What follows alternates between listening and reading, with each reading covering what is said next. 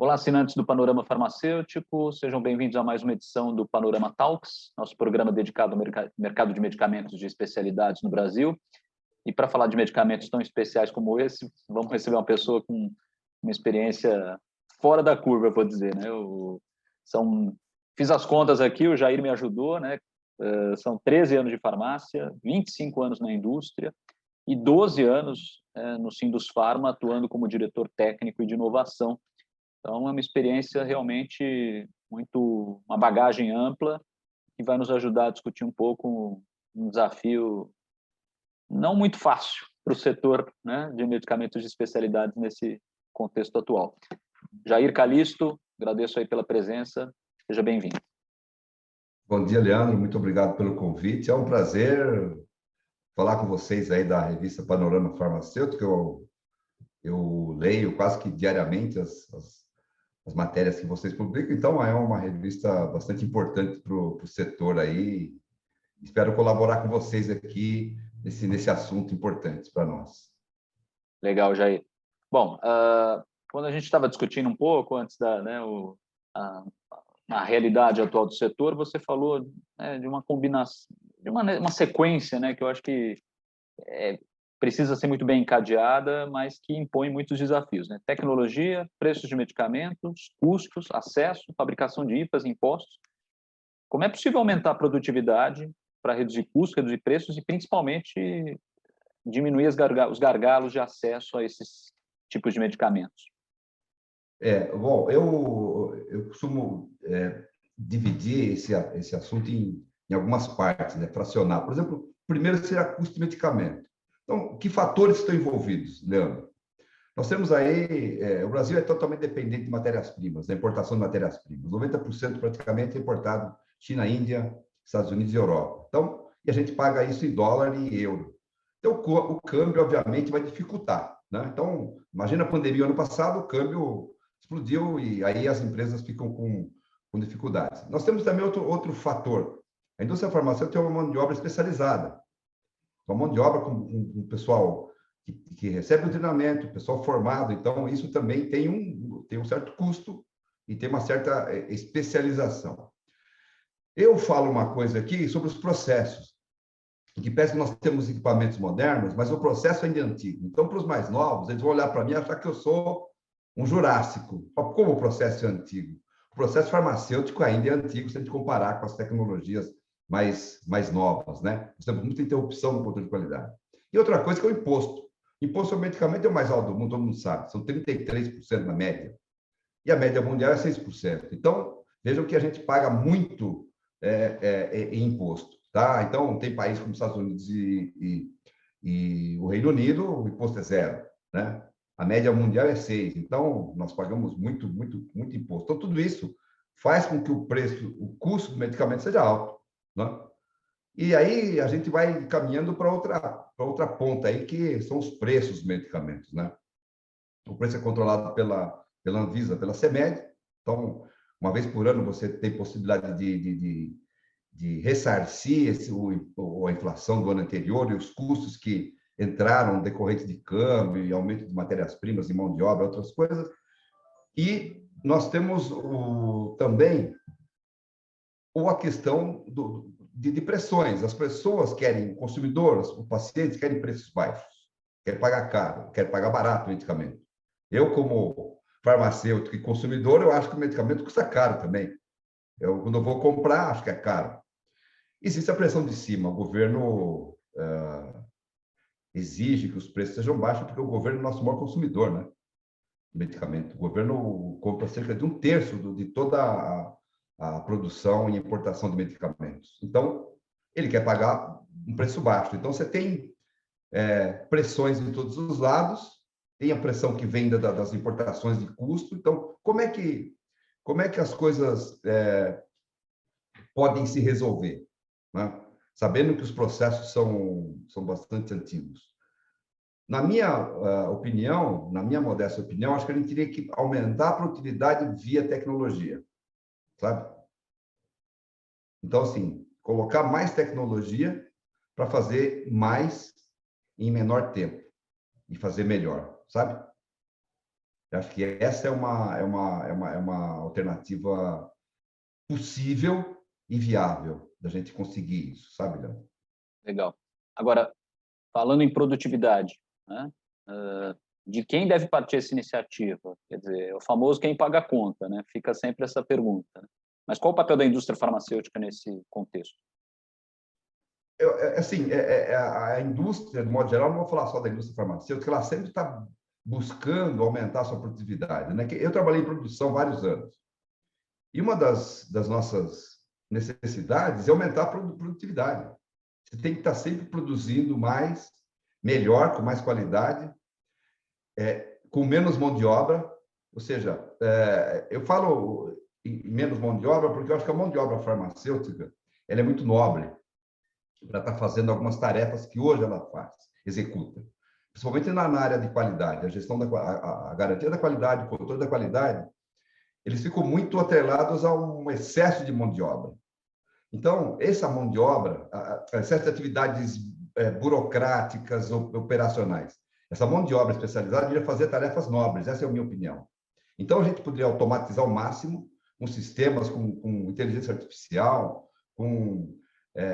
digitalizando a maior parte das atividades que hoje são, diria, braçais, e usar essa mão de obra para a inteligência da empresa, para a estratégia e tudo mais. Então, por exemplo, eu vou citar para vocês algumas coisas que estão ocorrendo já há algum tempo que a indústria pode se beneficiar. Por exemplo, na produção.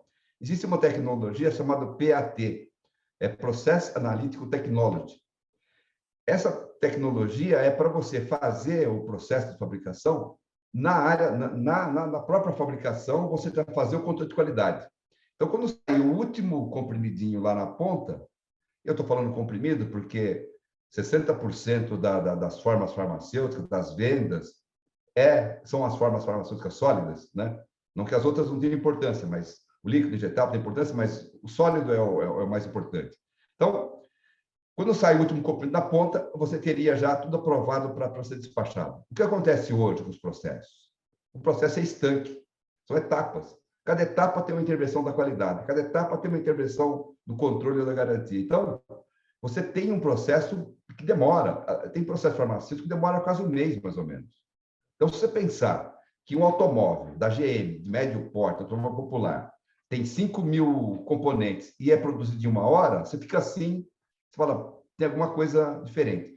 Guardadas as condições regulatórias que nós temos que obedecer. Nós estamos lidando com vidas, né? Com medicamento, vida, saúde. Então, nós temos que resguardar isso. Não estou querendo dizer que nós temos que fazer igual à indústria automobilística, de maneira nenhuma. Nós temos uma manufatura contínua, que são processos novos que estão chegando, que faz com que as etapas sejam encurtadas. Você reduz etapas, né? O uso do hot melt extrusion, que é um processo antigo para a fabricação de plástico, já tem testes sendo executados que faz um equipamento único você fazer tudo, né? Claro que precisa testar isso. Nós temos a impressão 3D, que está aí evoluindo bastante. Já tem produto aprovado nos Estados Unidos. Obviamente, temos que verificar a questão da produtividade, porque ainda são impressoras que precisam evoluir bastante. A inteligência artificial, né, o Watson, que é um sistema da IBM, já é usado para pesquisa de novos fármacos e uma série de atividades que pode ser utilizada na indústria farmacêutica. E, finalizando aí essa breve abordagem da tecnologia, eu acho que o Big Data, você concentrar todas as informações técnicas de controle de qualidade, garantia e produção num sistema, junto com sistemas de planejamento, né? Que são os mais antigos já, que a indústria adotou, né? E aí você fazer um conjunto de sistemas e aplicativos de software que você possa tomar decisão rapidamente e ter as informações todas na mão, porque a informação para a indústria e para qualquer setor hoje é fundamental para você poder agir rapidamente. Então, assim, as tecnologias, na minha opinião, vão reduzir o tempo de processo. Acho que alguns processos são demasiado longos para a gente poder reduzir. Com isso, você reduz o incremento de mão de obra, você faz em menos tempo, você consegue melhorar o preço desse medicamento, o custo, né? Essa é uma coisa mais ou menos óbvia, né? e melhorar esse planejamento todo. E aí você consegue colocar medicamento mais barato no mercado, ou seja, ou pelo menos com preço razoável, mitigando essa questão toda das importações, de preço de IFA em dólar, não só IFA, hein? Eu falei IFA, mas muitos recipientes são importados também. Então, você veja que a gente tem aí uma dependência que, com a tecnologia, a gente conseguiria mitigar. E, Jair, a gente fala em tecnologia, mas a gente também fala em integração, né? Isso é um assunto permanente nos nossos programas. As respostas são as mais variadas possíveis, mas em uma coisa todos os nossos entrevistados são unânimes. É necessário ter uma integração maior entre os atores do setor. A gente está falando de indústria, a distribuição, mas também pagadores como planos de saúde, o próprio governo, hoje concentra, né, uma massa de consumo intensiva, né, desse tipo de medicamento. Mas me fala, Jair, com base na sua experiência, você apontou um caminho de melhoria da produtividade por meio da inovação e da tecnologia, que é fantástico. Acho que a trilha é essa. Mas como os outros atores devem andar juntos para que esse ecossistema realmente seja acessível ao consumidor e a quem realmente precisa de medicamentos para doenças raras ou doenças de alta complexidade? Você falou aí você falou de distribuidor, de farmácia, sistema de saúde, né? A logística tem que melhorar bastante, né? Nós temos um país que é gigante. Quando a gente fala em discussões, em eventos, a gente fala isso aqui é um continente, e realmente é, né? Só que é um continente com umas variáveis imensas. Se você pegar a Europa é um continente mais ou menos homogêneo, né? Tanto em termos de organização, de estrutura, claro, na média, né? É um continente homogêneo. Agora, o Brasil, por exemplo, como é que você leva medicamento lá para o Amazonas? Vai de barco. Então, são horas navegando nos rios ali no Amazonas, na região amazônica. Então, assim, a gente tem ainda muito que evoluir na logística para poder levar esse medicamento a um preço bom, a um preço justo para todas as regiões do país. E eu sei que esforços estão sendo feitos, fazem muitos esforços. Tem empresa que já leva medicamento no modal aéreo para essas regiões, para chegar mais rápido, mas ainda é caro, né? O custo desse processo é caro. Eu acho que nós temos que investir bastante também em outros modais, como o modal ferroviário, cabotagem, para poder fazer esses produtos chegarem de uma maneira mais com custo mais baixo. E essa integração entre esses elos todos, indústria, vou falar primeiro principalmente dos setores privados, né? Indústria, farmácia, distribuição, acho que essa integração ela é bastante... Já existe, mas ela é bastante necessária pela questão do desperdício, né? A gente tem desperdício, a gente sabe que existe essas variáveis aí, e a gente acaba desperdiçando o medicamento de alguma forma, e que aí acaba causando problema ambiental. Tem a logística reversa, ou seja, a logística reversa trazer de volta o medicamento que não foi consumido, que foi vencido. Então, você tem toda uma perda de recurso de energia.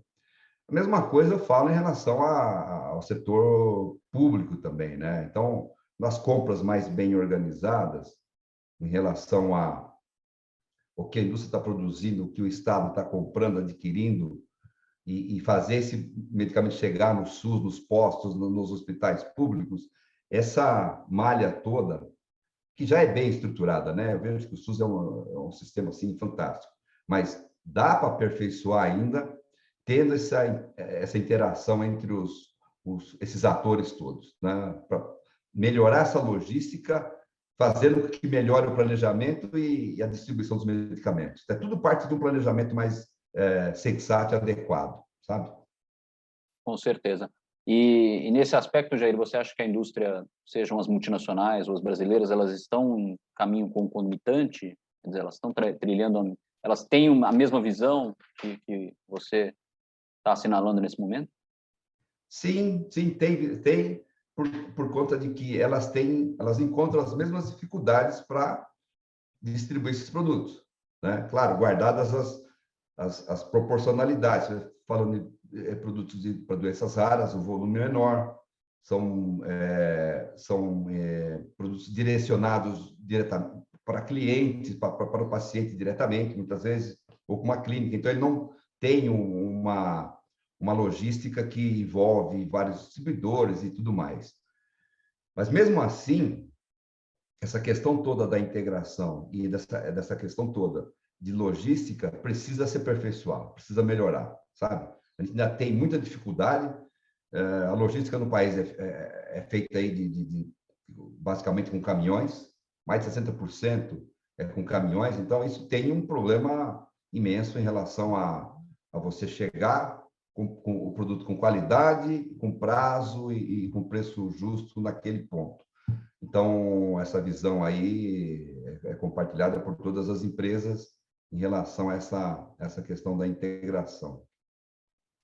Bom, temos um caminho longo pela frente, né, pelo que a gente observa, né, e estou falando com alguém que tem uma experiência de 50 anos, né, nesse setor, e não é simples, né, e assim, o envelhecimento da população é também uma realidade, e como é que... Aí não tem jeito, né, os caminhos que você aponta são quase que obrigatórios, né, mandatórios aí para o setor, né? Exatamente, e eu sei, estava discutindo essa semana aqui com uma colega, a questão não só do envelhecimento, mas das pessoas que não têm locomoção, que têm uma locomoção prejudicada.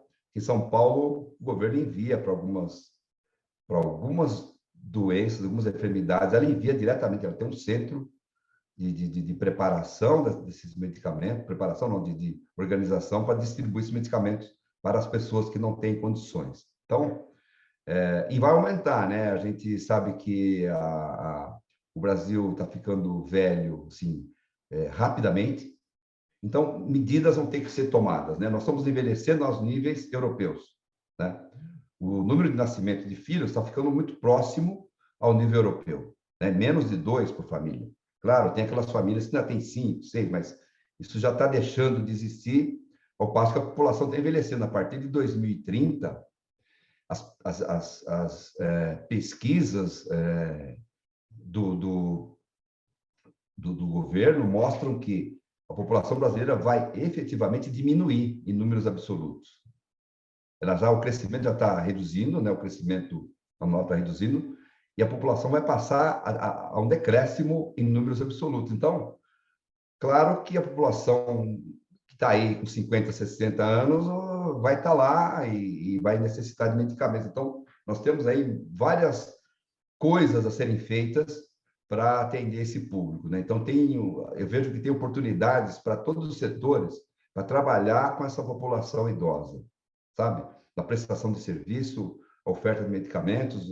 Eu não sei se nós temos tempo suficiente, eu queria dar só um exemplo do que ocorre no Japão e Estados Unidos. Farmácias que coletam as receitas com os médicos, elas recebem as receitas eletrônicas do médico, elas separam os medicamentos para aqueles pacientes para um mês, e elas colocam em blisters, como se fosse blister de um analgésico qualquer, mas só que é um blister muito grande. Então, dentro ela coloca todos os medicamentos que a pessoa vai tomar na parte da manhã, na parte da tarde e à noite. E manda para esse paciente. Então, ele sabe, olha, dia 1º de manhã, dia 1º à tarde e dia 1º à noite. Porque o paciente idoso, ele tem dificuldade. Então, você veja que tem várias coisas a serem feitas em relação a atendimento, em relação às pessoas, em relação à distribuição de medicamentos, né? A gente podia ficar aqui 2 dias, 3 dias falando sobre isso, mas eu dei só uma ideia, lembrei agora desse item, porque é importante. Você falou de idosos e a população vai aumentar bastante, né? Em 2050, mais de 1/4 da população terá mais de 65 anos de idade. Então, a gente tem que ver com bons olhos, com cuidado isso, e é um componente muito grande aí, né? Nós estamos falando de preço de medicamento, custo, importação, nós estamos falando de tecnologia, população envelhecendo, quer dizer, como acomodar tudo isso num país tão grande que tem uma logística aí ainda para ser aperfeiçoada. Acho que, de qualquer forma, o recado está dado, né? Investimento em produtividade por meio da tecnologia, sim, com certeza, maior incentivo à diversidade logística, diversidade de modais e prestação de serviço, atenção, né, que você comentou aí. Acho que não é fácil, mas a gente tem que trabalhar essa combinação, né? Esse é o caminho. Exatamente. Acho que a farmácia que está lá, ela tem um papel preponderante nisso, viu? Na prestação, na assistência farmacêutica. Você é o segundo entrevistado que já comenta com mais ênfase sobre o papel do varejo nesse contexto. A gente fala muito de medicamentos de especialidades e lembra muito do papel da indústria, dos planos de saúde, mas muitas vezes ignora a farmácia, né? Quer dizer, você tem algumas farmácias de alto custo, aí, de farmácias de especialidades, mas o papel do varejo mesmo, né, como um todo, ele se torna relevante também nesse contexto. E outra coisa, viu, Leandro? Assim, só para eu não quero estender, que é apaixonante, né? Esses assuntos são apaixonantes. A questão da farmácia é um atendimento básico, primário da saúde. Eu trabalhei 13 anos em farmácia. Vou falar para você, seguramente, não tenho números exatos, não tem como fazer uma pesquisa disso, já passaram-se 40 e poucos anos, não dá para voltar atrás, mas seguramente um percentual de uns 40% de consumidores, pessoas que iam à farmácia, não tinha absolutamente nada. Tinha uma coisa muito simples. Então, a farmácia tem um papel importante aí. Para que esse pessoal vai para o sistema de saúde entupir os hospitais? Às vezes é uma coisa simples que pode ser resolvida ali diretamente na farmácia. Ou, casos graves, ela encaminhar direto para o sistema de saúde, desafogar o sistema de saúde. Eu não estou dizendo que os pacientes têm que correr todo para a farmácia, não é isso que eu estou dizendo. Eu estou falando com base na minha experiência de vida, eu percebo que a farmácia, entendo, tenho certeza que ela é o atendimento primário para atenção à saúde. E depois encaminhar, se for o caso, para outros organismos, hospitais, clínicas especializadas, né, para o atendimento correto para a saúde. Mas a farmácia seria um desafogo para essa questão da saúde e ajuda bastante. Um grande ponto de triagem, né, sem dúvida. Né? Exato. Legal, Jair. Teríamos mais de 2 horas, com certeza, ou 2 dias para discutir, né? Não tenha dúvida. Mas eu acho que já foram muito boas as contribuições e é legal ouvir que tem alguém com base e experiência na indústria para dar o recado. Né? Tem caminhos a serem seguidos e a lição de casa está dada. Jair, agradeço aí pela presença, pela tua contribuição, espaço sempre aberto aí para você e quero ressaltar que esse programa tem o patrocínio da Bradimex, que representa as principais distribuidoras de medicamentos de especialidades no Brasil. E, Jair, agradeço mais uma vez a tua presença. Leandro, muito obrigado pelo convite. Agradeço a Bradimex, a Panorama, e eu fico à disposição de vocês aí. Se me convidar outras vezes, eu terei o maior prazer em participar e poder ajudar vocês aí, um pouquinho da minha experiência aí, que a gente precisa sempre estar estudando e aprendendo coisas novas. Muito obrigado. Verdade. Viu? Eu que agradeço. Um grande abraço, Jair. Tchau, tudo de bom para vocês. Valeu. Espero que vocês tenham gostado de mais essa edição do Panorama Talks e já deixo aqui a dica. Acesse o nosso canal no YouTube, ative as notificações e esse conteúdo também está disponível no portal panoramafarmaceutico.com.br, nas nossas redes sociais e também grupos de mensagem. Um grande abraço e até a próxima.